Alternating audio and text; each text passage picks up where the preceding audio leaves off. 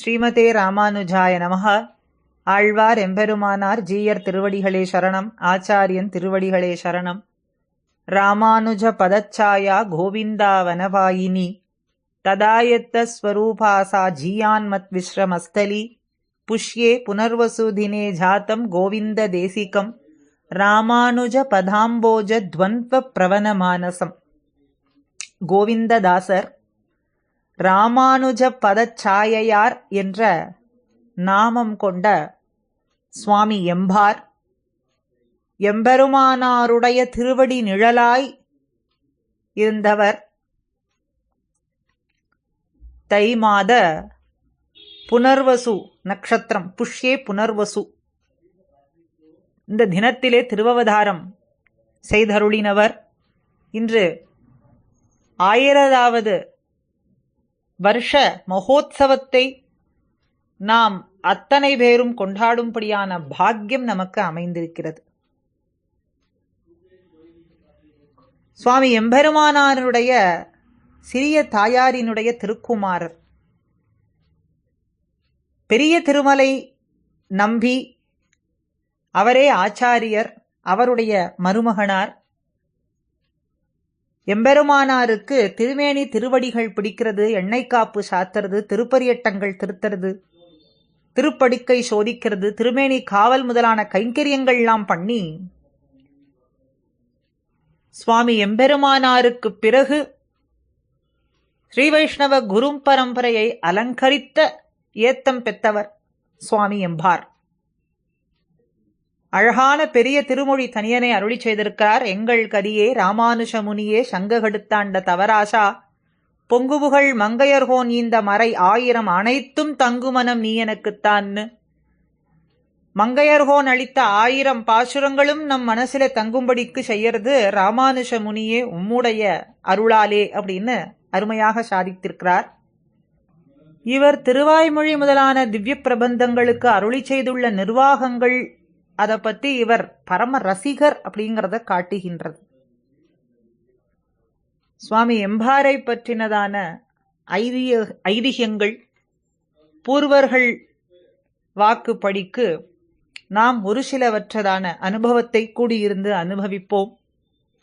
வார்த்தா மாலையிலே ஒரு வார்த்தை, நித்திய சம்சாரிகள்ல ஒருவனை உபய விபூதி விலக்ஷண நாம்படி எம்பெருமான் ஆக்கினான் அப்படின்னு எம்பார் அருளி செய்வார். நம்மாழ்வாருடைய பெருமையை பார்க்கும்போது திருக்குறுங்குடி நம்பியான எம்பெருமானே நம்மாழ்வாராக வந்து அவதரித்தான்னு சொல்லலாம் படிக்க ஆளவந்தாரனுடைய திருவுள்ளம். மாறி மாறி பல பிறப்பும் பிறந்து என்கின்ற திருவாய்மொழி முதலான பாசுரங்கள்ல பொய்யில்லாத பாடல்களை பாடிய நம்மாழ்வாரே தன்னை அனாதி காலமாக பல பிறவி எடுத்த நித்திய சம்சாரியாக அனுசந்தித்துக் கொண்டும் பொழுது ஒரு நித்திய சம்சாரியை விண்ணூராரிலும் சீரியராக ஆக்கினான் எம்பெருமான் அப்படிங்கிறது தான் உண்மையான நிலை. கீதையிலே ஒரு ஸ்லோகத்தினுடைய விவரணம் இந்த வாக்கியத்துக்கு பொருந்தும்படியா இருக்கு. எந்தெந்த ஜந்துக்கள் செல்வமோ ஒரு செயல்கள்ல நன்றாக செய்யும்படியான ஒரு உறுதி, இப்படி சிறப்புகள்லாம் கொண்டவையாக இருக்கோ அந்தந்த ஜீவராசிகள் எல்லாம் என்னுடைய நியமன சக்தியினுடைய ஒரு பகுதியாலே உண்டானவை என்று எம்பெருமான் தன்னுடைய திருவாய் மலர்ந்தருளி அர்ஜுனனுக்கு உபதேசித்தான். அப்படி எம்பெருமானுடைய அம்சத்தால் உண்டானவர் நம்மாழ்வார் என்பதையிட்டு பூர்வாச்சாரியர்கள் அவரை பகவத் அவதாரமாகவே அருளி செய்கின்றார்கள் அப்படின்னு எம்பாருடைய திருவுள்ளம். அதத்தான் இந்த இடத்துல நித்திய சம்சாரிகள்ல ஒருவனை உபய விபூதி விலக்ஷண நாம்படி எம்பெருமான் ஆக்கினான்னு எம்பார் அருளி செய்திருக்கார். பெரிய திருமொழியிலே தன்குடிக்கேதும் தக்கவா நினையாள் தடங்கடல் நுடங்கையில் இலங்கை என்கின்ற பாசுரம், இடவெந்தை எந்தை பிரானே இவளுக்கு என்ன நினைத்திருந்தாய் என்று மகள நிலைமையை குறித்து என்ன செய்ய நினைத்திருக்கிறாய்னு தாயார் சொல்லக்கூடிய பாசுரத்துல சுவாமி எம்பாரனுடைய நிர்வாகம். இந்த பாசுரத்துல தன்குடிக்கு ஏதும் தக்கவா நினையாள்ங்கிறதுல திருத்தாயார் நம் குடின்னு சொல்லாமல் தன் மகன் குடின்னு சொல்றாள். இது எப்படின்னா, நம்முடைய தர்சனம் என்று சொல்லாமல் எம்பெருமானார் தர்சனம் என்றுதானே நாம் சொல்றோம். நாம் இப்படி சொல்றது எம்பெருமானாரிடத்துல உள்ள மதிப்பால மட்டும் கிடையாது. பெருமாளே நம்ம கோஷ்டிகள்ல அழைக்கும் போது ராமானுஷன் உடையார்னு தானே அருளப்பாடு இடுகின்றார்கள். மிக்க மதிப்புள்ள ஒரு ரத்னத்தை நடுவுல கோர்த்து ஒரு ரத்னஹாரம் இருந்ததுன்னு சொன்னா, அந்த ரத்னஹாரத்தினுடைய பெருமையால முன்னும் பின்னும் இருக்கக்கூடிய மணிகள்லாம் நன்னாக ஒளி பெற்று வீசும். அதுபோலத்தான் எம்பெருமானாருக்கு முன்னும் பின்னும் இருக்கக்கூடியவர்கள் ஆச்சாரியர்கள் எம்பெருமானாரை இட்டு மதிப்புடையவர்களாக ஆகின்றார்கள் அப்படிங்கிறது பெரியவாச்சான் பிள்ளையினுடைய வாக்கு.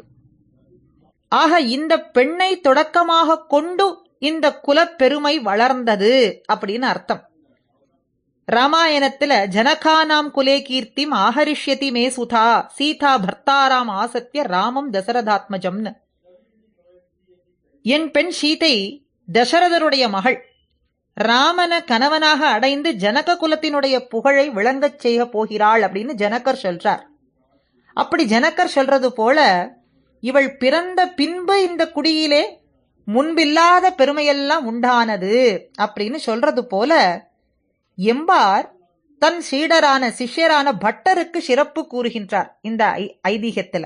அதாவது ஒரு நாள் எம்பார் பட்டர் மிக நன்னாக முறையில படித்து கொண்டிருக்கிறத பார்த்து அப்படியே நெகிழ்ந்து போனாராம். அவர் கண்கள்ல இருந்து ஆனந்தத்தாலே ஹர்ஷத்தால அப்படியே கண்ணீர் பெருக்கெடுத்து ஓட நெஞ்சம் அப்படியே உருகி எழுந்து நின்று பட்டரை பார்த்து சொல்றார் இந்த ராமாயண ஸ்லோகத்தை. அதாவது ஜனக குலத்துக்கு சீதை புகழ் சேர்த்தது போல எம்பெருமானார் தர்சனத்துக்கு இவர் புகழ் சேர்க்க போகின்றார் அப்படின்னு இந்த இடத்துல காட்டுறார்.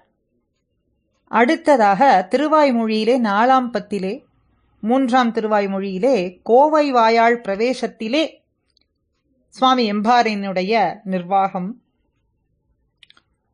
பாலனாய் ஏழுலகு உண்டு என்கின்ற பதிகத்துல ஆழ்வார் எம்பெருமான் தான் கேட்டதை தரவல்ல சக்தி படைத்தவன் என்று சொல்லி எல்லா காலத்திலேயும் எல்லா தேசத்தாலேயும் ஒருங்கிணைக்கும்படியான எல்லா அனுபவங்களையும் ஒரு சேர பெற வேண்டும்னு ஆசைப்பட்டார். அப்படி தாம் ஆசைப்பட்டபடியே எல்லாம் பெற்றவரான ஆழ்வார் தன்னோடு கூடியிருந்த எம்பெருமானுக்கு, அவனோடு சம்ஸ்லேஷித்திருந்த எம்பெருமானுக்கு தன்னிடத்துல இப்படி ஒரு ஆசை உண்டானதே, காதல் உண்டானதே என்று அளவுக்கு அதிகமான சந்தோஷத்தாலே பிரீத்தி பிரகர்ஷத்தால அவனுடைய இந்த பிரணயத்துவ குணத்தை பேசுகின்றார். அதாவது எல்லா தேசத்திலேயும் எல்லா காலத்திலேயும் உண்டான அவனுடைய தன்மைகள் திருமேனிகள் எல்லாவற்றையும் அனுபவிக்க வேண்டும் என்று ஆசைப்பட்டார். அப்படி ஆழ்வார் கொண்டிருந்த ஆசையைப் போல ஆழ்வார பெற்றிருக்கிறதே தன்னுடைய பேருன்னு நினைத்து எம்பெருமான் ஆழ்வாரிடத்துல கொண்டிருக்கக்கூடிய காதல் தன்மை, அதுதான் பிரணயித்துவ குணம், அதை நினைத்து சந்தோஷித்து ஆழ்வார் பேசுறார். எல்லாம் பெற்றவரா அனுபவிக்கிறார். சர்வேஸ்வரன் ஆழ்வார பார்த்து சொல்றபடியாக அமைந்திருக்கு. இதுக்கு 3 படியான நிர்வாகம் பூர்வர்கள் அருளுகின்றார்கள். சுவாமி எம்பார் அருளினது, பெரிய திருமலை நம்பிகள் அருளினது, சுவாமி பட்டர் அருளினது. இதுல சுவாமி எம்பார் அம்புலி அம்மானை பிடித்து தர வேண்டும் என்றது போல அனுபவத்தை இங்கே கொடுக்கிறார். அதாவது ஒரு குழந்தையானது அழுகின்றது, அந்த நிலாவை பிடித்து தர வேண்டும்னு தாயாரை பார்த்து சொல்றதுன்னா தாயார் என்ன செய்வாள்? ஒரு தேங்காயை எடுத்து உடைத்து, அந்த உடைப்பட்ட தேங்காய் வெள்ளை நிறத்துல இருக்கு, இதுதான் அந்த அம்புலி சந்திரன் சொல்லி அந்த குழந்தையை சமாதானம் படுத்துவது போல இங்கே எல்லா தேச கால அனுபவங்கள்ல ஒரு சேர அனுபவிக்க வேண்டும் என்று நினைத்த ஆழ்வாருக்கு எம்பெருமான் வேறு ஒரு குண விஷ்காரத்தை காட்டி ஆற்றுவிக்கிறான் அப்படின்னு சுவாமி எம்பார் இங்கே சொல்றார். அம்புலி அம்மானை பிடித்து தர வேண்டும், சந்திரனை பிடித்து தர வேண்டும்னு அழுத பிரஜைக்கு, ஒரு குழந்தைக்கு தேங்காயை கொடுத்து அழுகையை ஆற்றுவது போல ஆழ்வாருக்கு இங்கே ஒரு சேர குணத்தை அனுபவிக்கணும்னு ஆசைப்பட எம்பெருமான் ஆழ்வாரிடத்துல தனக்கு இருக்கும்படியான காதல் அதை காட்டி அனுபவிக்கும்படிக்கு செய்கின்றான், இவரும் அனுபவிக்கிறார் அப்படின்னு இங்கே எம்பாரனுடைய நிர்வாகம். சுவாமி பெரிய திருமலை நம்பிகளோ இதற்கு சொல்றார், ஒருவன் ஒன்றை அபேட்சித்தான்னு சொன்னா, ஒரு பெரியவரிடத்துல ஒருத்தர் சென்று கேட்கிறார், எனக்கு இது வேண்டும், செய்து தர வேண்டும் அப்படின்னு சொன்னா, நிச்சயமாக செய்து தருகின்றேன் அப்படின்னு சொன்னா, அவர் பெரியவர் நிச்சயம் செய்து கொடுப்பார், செய்து முடிப்பார். அவர் வாக்குல பொய் இருக்காது, சத்தியம் இருக்கும்னு எப்படி நாம் நம்பி இருக்கிறோமோ அதுபோல இங்கே ஒருவன் ஒன்றை அபேட்சித்தான்னா அவனும் அது செய்வதாக தலை துலுக்கினால், தலை துலுக்கிறதுனா தலையாட்டி சரின்னு சொல்றதுன்னா, பின்பு அத நாம் நிச்சயமாக பெறுவோம் அப்படின்னு நினைக்கும்படியான ஒரு நினைவு, அதை நினைத்து எல்லாம் பெறப்போகிறோம், பெற்றுவிட்டோம் அப்படின்னு நினைத்து அனுபவிக்கும்படியான அனுபவம் இவருக்கு கிடைத்ததுன்னு. இதுக்கு 2 திருஷ்டாந்தத்தை காட்டுறார். ராமாயணத்திலே ஒன்றும் கண்ணனுடைய திருவாக்கு. கௌசல்யார் பெருமாள் வனத்துக்கு செல்லும் பொழுது, நான் ஏக்கபுத்திரையான நான் உன்னை பிரிந்திருக்க மாட்டேன்னு சொல்றாள். ராமா, நான் உன் கூட வருவேன், ஏக்கபுத்திரையான நாள் உன்னை பிரிந்திருக்க மாட்டேன்னு. கூட போம் இத்தனை அப்படின்னு சொல்லும் பொழுது, நீர் சொல்லுகிற இதெல்லாம் தர்மத்துக்கு ஹானியா இருக்கும், இது தர்மமே கிடையாது, பர்த்தாவோடு சேர்ந்திருந்து கைங்கரியங்களை செய்யறதுதான் உச்சிதமானது, நீர் இப்படி சொல்றது தர்மம் கிடையாதுன்னு சொல்ல, முகத்தை பார்த்து ஒரு வார்த்தை சொன்ன உடனே அதெல்லாம் மறந்து ராமனுக்கு மங்களாசாசனம் பண்ணினாளாக. பெருமான் சொன்ன வார்த்தைக்கு மறுப்பேதும் இல்லை. அப்படிப்பட்ட ஒரு அத்தியவசாயம், திருட விஸ்வாசம்னு சொல்றது போல இங்கே எம்பெருமான் தருகின்றோம், அனுபவத்தை தந்தோம், தருகின்றோம்னு தலை துலுக்குவதை பார்த்து ஆழ்வார் நிச்சயம் பெற்று விடுவோம், பெற்றோம் என்றே நினைத்து கொண்டு ஆறியிருக்கிறார் அப்படின்னு இங்கே ஒரு திருஷ்டாந்தத்தை சொல்லி பெரிய திருமலை நம்பிகள் சொல்ல, அடுத்ததாக கிருஷ்ணன் மாசுச்சகா என்ற ஒரு வார்த்தை அருளி செய்தான். பகவத்கீதை தொடக்கமே அர்ஜுனனுடைய சந்தேகத்துக்காக பிறந்தது. போர்க்களத்திலே நின்று கொண்டு, நான் எதிர்த்தலையிலே இருக்கக்கூடியவர்கள் அத்தனை பேரும் எனக்கு நெருங்கின சம்பந்தம் பெற்றவர்கள், ஒருவரையும் எதிர்த்து நான் போரிட மாட்டேன்னு சொல்ல 18 அத்தியாயங்கள் இவனுக்கு செய்ய வேண்டிய கர்மங்களை எல்லாம் விளக்கி காட்ட, அப்பொழுதும் சந்தேகம் தீராமல் இருக்க, பிறகு கடைசியாக மாசுச்சகா என்ற சரம ஸ்லோகத்தை கண்ணன் வெளியிட, ஸ்திதிதோஸ்மிக த சந்தேகா என்று தரித்தான் அர்ஜுனன். அந்த ஒரு வார்த்தை மா சுச்சகா என்கின்ற அந்த ஒரு வார்த்தையானது இவனுடைய சந்தேகம் எல்லாம் தீர்ந்து போய் விட்டு அவன் தரித்திருக்கும்படிக்கு செய்தது. அதனாலே அந்த ஒரு வார்த்தை போல இங்கே பெருமான் சொன்ன ஒரு வார்த்தை ஆழ்வார் தரித்திருக்கும்படியாக, தான் அனுபவத்தை வேண்டி நின்ற அனுபவத்தை எல்லாம் தான் பெற்றாராகவே நினைத்து அவர் ஆறியிருக்கும்படியாக செய்தது போலே ஆனதுன்னு பெரிய திருமலை நம்பியினுடைய நிர்வாகம். மூன்றாவது சுவாமி பட்டர் சொல்றார், இதுக்கு காலத்ரயத்தில் உள்ளத்தையும் இப்போதே பெற வேண்டும் அப்படிங்கிற விடாய் ஆழ்வாருக்கு. காலச்சக்கரத்தாய் அப்படின்னு இங்கே எம்பெருமான காட்டி சொல்றார். காலச்சக்கர நிர்வாககன் இவன். அதனால எல்லா காலத்திலேயும் எல்லா விதமான அனுபவங்களையும் ஒரு சேர இப்பொழுதே அனுபவிக்க வேண்டும் அப்படிங்கிற விடாய் ஆசை இவருக்கு, ஆழ்வாருக்கு. அப்படியே அனுபவிக்கலாம்படிக்கு அந்த காலத்தை மாத்தி வர்த்தமான காலம் அனுபவிக்கும்படியான அந்த பேற்று, இப்ப அனுபவிக்கும்படியான அந்த பேற்றை ஒரு போக்கியாக்கி கொடுத்து அனுபவிக்கும்படி செய்தான் எம்பெருமான். அவர் அனுபவிக்கும்படிக்கு ஒரு நிலையை ஏற்படுத்தி கொடுத்தான், அப்படி செய்தான் அப்படின்னு. அதாவது சாட்சாத்கரிக்கும்படிக்கு அந்த அனுபவம், மானச அனுபவம்ங்கிறது சாட்சாத்காரமான அனுபவிக்கும்படிக்கு இவர் ஆசைப்பட அதை எம்பெருமான் செய்து கொடுத்து அதை அனுபவிக்கும்படிக்கு செய்தான் அப்படின்னு இந்த இடத்துல பட்டர் நிர்வாகம். அடுத்த ஐதீகமாக திருவாய்மொழியிலே 2ஆம் பத்து, ஈதே யானுன்னை கொள்ளுவது எஞ்ஞான்னும் என் மைதோய் சோதி மணிவண்ணா எந்தாய் எய்தா நின்கடல் யான் எய்த ஞானக் கைதா காலக்கழிவு செய்யலே என்கின்றதில சுவாமி எம்பாரினுடைய நிர்வாகம். ஆழ்வார் இந்த பதிகத்துல கைங்கரியத்தை நிஷ்கரிக்கிறார். எம்மாவிட்டு பதிகத்துல கைங்கரியத்தை நிஷ்கரிக்கிறார். உன் திருவடிகள் என் தலைமேலே எப்பொழுதும் இருக்க வேண்டும் என்கின்ற கைங்கரியத்தையே பிரார்த்திக்கின்றார்.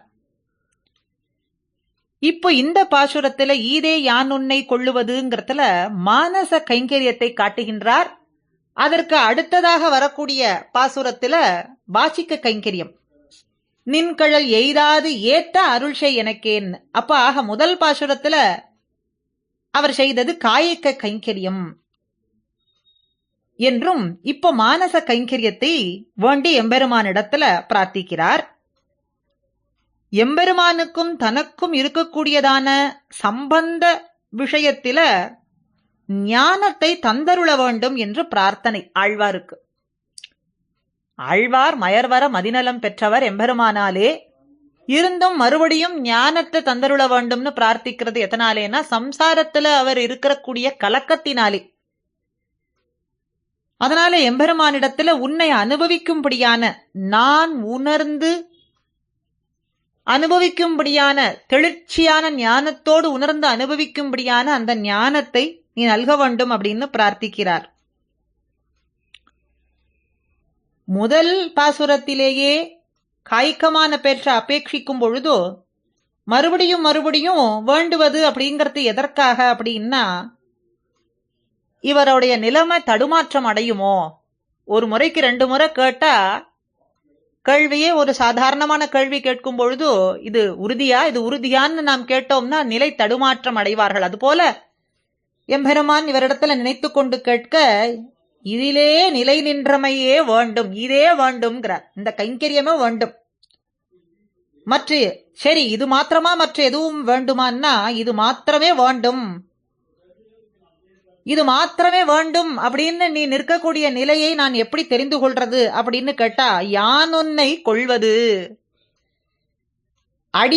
அடிமையான நான் உன்னிடத்துல கொள்வது, சேஷியான உன்னிடத்துல கொள்வதுங்கிறதுலயே தெரிந்து கொள்ளலாமே. சுவாமியான உன்னிடத்துல சேஷபூதனான நான் கொள்ளும் அதுவே. தர்மி ஸ்வரூபத்தை சொல்றார். தர்மி சேஷி சுவாமியான அவனுக்கு தர்மம் என்ன, தர்மி என்ன, சேஷியா இருப்பது. அதுதான் அவனுடைய தர்மின ஸ்வரூபம். சேஷபூதனான என்னுடைய ஸ்வரூபம் யான் அடிமைப்பட்டிருப்பது. அதனால சுவாமியான தேவரீரினுடைய ஸ்வரூபம் தர்மியான ஸ்வரூபத்துக்கு சேஷியான உம்மிடத்துல யான் அடிமைப்பட்டிருப்பதே அப்படின்னு இந்த இடத்துல பிரார்த்திக்கிறார். அது மாத்திரமே பிரார்த்திக்கிறார். எம்பெருமானும் என்னுடைய சுவாமித்வம் உன்னுடைய சேஷத்துவம் எல்லாம் பலகாலம் இருந்தது, பின்ன இழந்து போனது. அதனாலே மறுபடியும் இப்படி ஒரு சந்தேகம் நிலை நிற்கின்றது.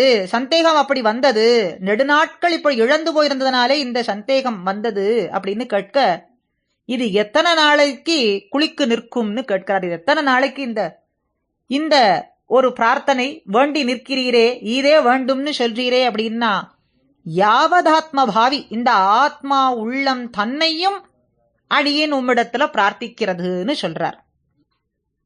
இப்படி துசிக்ஷை பண்ணினவர் யாராவது உண்டா? உமக்கு இப்படி சொல்லிக் கொடுத்திருக்கிறாரேன்னா யாரேனும் சொல்லிக் கொடுக்க வேண்டாம். உம்முடைய வடிவழகு எம்மை படுத்தின பாடு, மை தோய்ந்திருக்கக்கூடிய தேஜஸான உன்னுடைய திரு நிறத்தை காட்டியே எந்தாய் எனக்கு சுவாமியானவனே சேஷின்னு எனக்கு அறிவித்து என்னை உனக்கேன்னு எழுதி கொண்டாய். அப்படி சுவாமியானவனே எய்தா நின் கழல் யான் எய்தும்படிக்கு செய்தருள வேண்டும். அதற்கு ஞான கைத்தான்னு சொல்றார். ஸ்வயத்னத்தாலே பிராபிக்க முடியாததான தேவரீனுடைய திருவடிகளை அடியேன் அடைந்து உம்முடைய உகப்புக்கு கைங்கரியம் செய்ய வேண்டும்னா அது உன்னாலே பேரு, உன் கிருபையாலே நான் பெரும்படிக்கு பிராபிக்க செய்ய வேண்டும் அப்படின்னு சொல்ல, அதுக்குத்தான் நீ மயர்வர மதிநலம் பெற்றவரே அப்படின்னு சொல்ல, அது நீர் நினைத்திருக்கும் அளவு. அறிவு பெற்றேன்னு சொல்றது நீர் நினைத்திருக்கிறீர். அது நான் பெற்றேன் அப்படின்னு தெளியும்படிக்கு தேவரீர் பண்ண வேண்டும் அப்படிங்கறதுக்குத்தான் ஞான கைத்தான்னு சொல்றார். வெள்ளத்துல அழுந்தி இருக்கக்கூடியவனுக்கு கைய கொடுத்து அவனை கரையேற்றுவது போலே, அதனால ஞான கைன்னு சொல்றார்.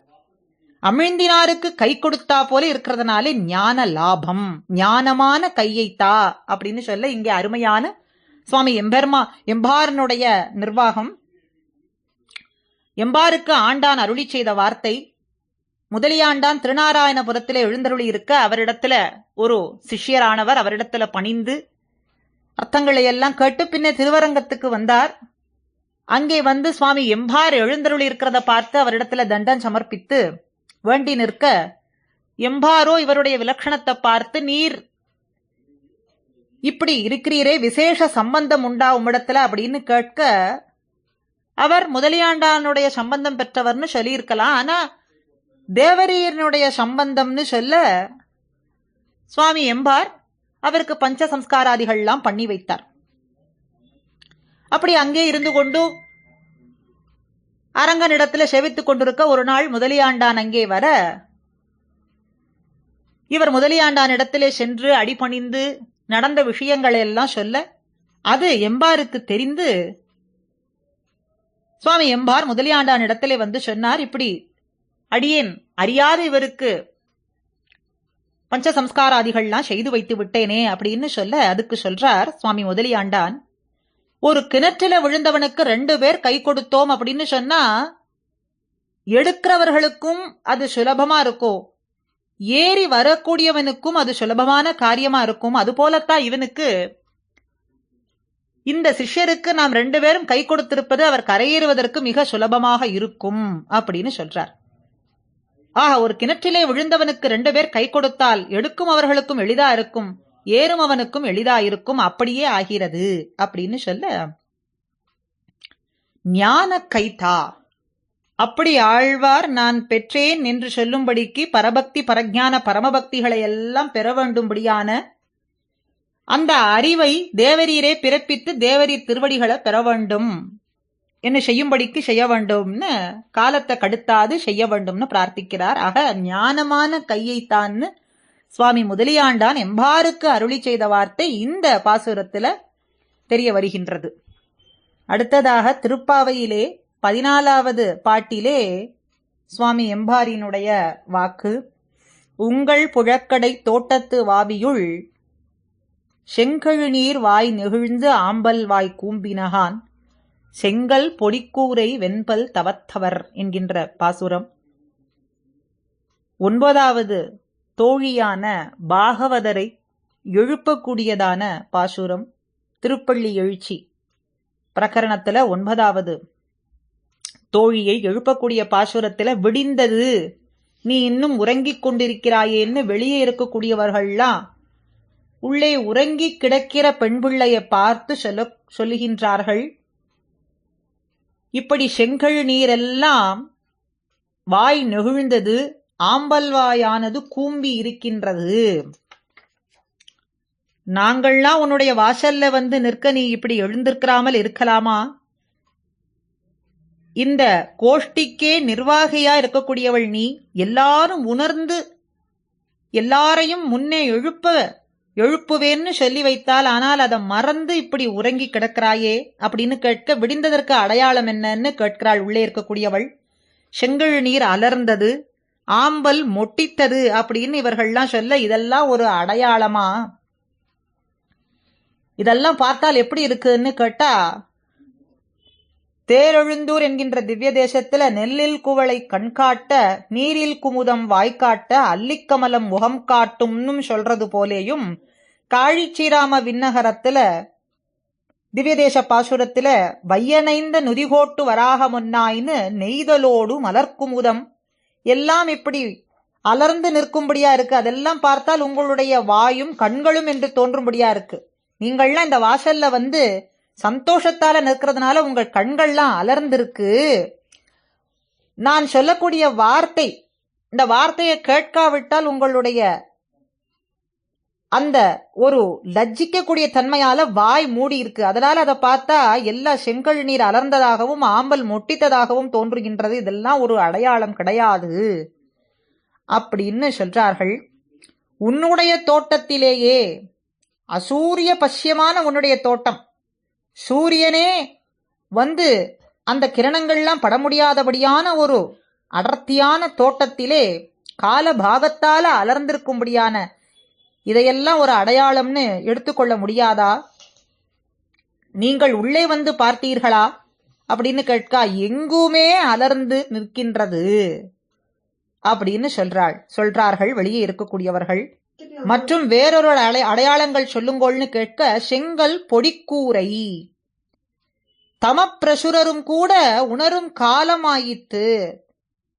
அதாவது செங்கல் பொடிக்கூரையிலே, அளற்று பொடியிலே, செங்கல் பொடியிலே புடவைய நன்னா புரட்டி ராத்திரி எல்லாம் வெற்றிலை தின்னு கிடந்து பிரம்மச்சரியமும் விரக்தியும் தோற்றும்படி நன்னா பல்ல விளக்கி பெரியவர்கள், கோபமுற்றவர்கள், தண்டம் கொள்றவர்கள்னு சொல்லும்படியா தபோ வேஷத்தை கொண்டவர்கள், சிவத்விஜரும் கூட பயப்பட்டு போகும்படியான தங்களுடைய தேவதைகள்லாம் ஆராதிக்கும்படி திருக்கோயிலுக்கு செல்றார்கள்.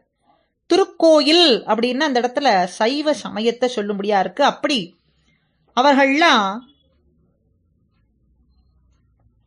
சாவிகள்லாம் எடுத்துக்கொண்டு, சங்கிடுவான்னா சாவியை எடுத்துக்கொண்டு சென்று தங்கள் தேவதைகளை ஆராதிக்கும்படியாக செல்கின்றார்கள்.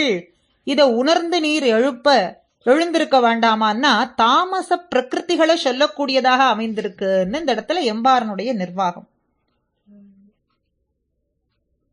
ஆக தாமச குணத்திலே நிரம்பி இருக்கக்கூடியவர்கள் அவர்கள்லாம் இப்படி செங்கல் பொடிக்கூரை வெண்பல் தவத்தவர்கள். அவர்கள்லாம் எழுந்து தங்களுடைய ஆராதனை தெய்வத்தை பூசிப்பதற்காக செல்லுகின்றார்களே, இந்த காலத்தை உணர்ந்து நீ விடிந்து விட்டது, இதற்கு அடையாளமாக இருக்கின்றது என்று நீ உணர்வதில்லையான்னு கேட்பதாக. ஆக தாமச பிரகிருதிகளை சொல்றதுன்னு சுவாமி எம்பாரனுடைய நிர்வாகம். தமப்பிரசுரர் உணர்ந்தார்கள்னு சொல்லியா எழுப்புறது என்று அவள் நினைந்திருக்கும் என்று வேறு எப்படி சொல்லி எழுப்புறது? சத்வநிஷ்டரான சந்நியாசிகளை சொல்றதுன்னா இங்கே குறிப்பிட வேண்டும் என்று சுவாமி பெரிய திருமலை நம்பியினுடைய நிர்வாகம். வைராக்கியம் நிறைந்த வைஷ்ணவ சந்நியாசிகள், சத்வ நிஷ்டர்கள், அவர்கள் உணர்ந்து எழுந்து தங்களுடைய மடங்களிலே இருக்கக்கூடியதான எம்பெருமானை பூசிப்பதற்காக எழுந்த காலம்னா சொல்ல வேண்டும்.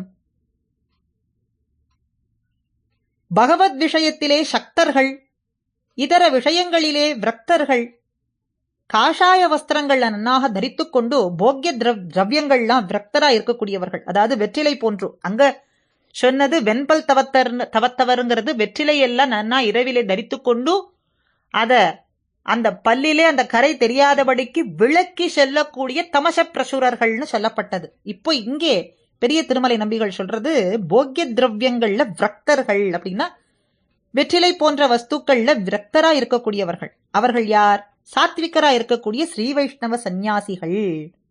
சந்தியாவந்தனங்களை எல்லாம் பண்ணி அகங்களிலே மடங்களிலே இருக்கக்கூடிய திருவாராதனம் பண்ணும் பெருமாளுக்கு பண்ணும் காலமாயித்து. அப்படிப்பட்ட காலம்னா இதை உணர்ந்து நீ இதுதான் விடிவுக்கு அடையாளம் அப்படின்னு நினைத்து கொண்டு நீ எழுந்திருக்கலாகாதா அப்படின்னு கேட்பதாக அமைந்திருக்கிறது. ஆக இது சத்வநிஷ்டரான சந்நியாசிகளை சொல்றதுங்கிறது பெரிய திருமலை நம்பிகளினுடைய நிர்வாகம். தாமச பிரகிருதிகளை சொல்றதுங்கிறது சுவாமி எம்பாரனுடைய நிர்வாகம். திருப்பாவையிலே இந்த 14வது பாசுரத்துக்கு ஆச்சாரிய கைங்கரியமே பரம பிரயோஜனமாக தன்னை பேணாது ஆச்சாரிய விஷயத்துல விற்கவும் பெரும்படிக்கும் பணிந்திருக்கிறது. ஆச்சாரியனிடத்துல நிழல் போல பரதந்திரனாய் இருக்கிறது. எல்லாமே எம்பாருக்கே அமைந்த சிறப்புகள் ஆகும். நாமும் எம்பார் திருவடித்தாமரைகள்ல நம் ஆச்சாரியனிடத்திலேயும் எம்பெருமானாரிடத்திலேயும் பற்றுடையோர் ஆவோம். அதற்கு பிரார்த்தித்திருப்போமாக அவருடைய திருவடிகள்ல. மங்களம் தேசிகேந்திராய மங்களம் குணசிந்தவே மங்களம் கோவிந்தார்யாய நித்யஸ்ரீர் நித்யமங்கலம் ஸ்ரீமதே ராமானுஜாய நமஹா. சுவாமி எம்பார் திருவடிகளே சரணம்.